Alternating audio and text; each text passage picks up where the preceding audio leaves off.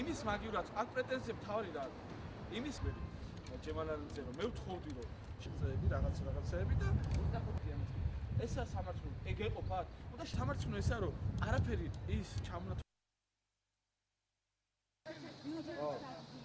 ადმინისტრაციები გამოვაცხადე საკვები მომსახურების ადმინისტრაციის შენახვა ექიმები დავამატეთ ხდება 2200 ის ახლა მერიას წერილი მაქვს დაწერილი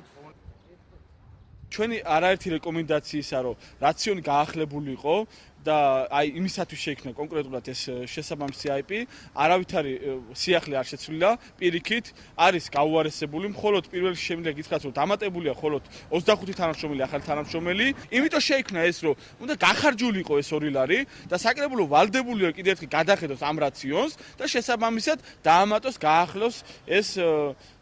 ჩამონათვალი. ლარი და 10 დაგვიჟდა შესყიდვები, ხელშეკრულებები გავაფორმეთ. დაახლოებით 30-40 თეთრი გვიждდება ამ სასაძლებლობის მოვლა პატრონობა, 20 თეთრი იხარჯება ადმინისტრაციაზე. 30 თეთრამდე ჩვენ ეკონომიები დაგვჭა, რომელიც გვინდა გამოვიყენოთ სადღესასწაულო დღეებში, მერიის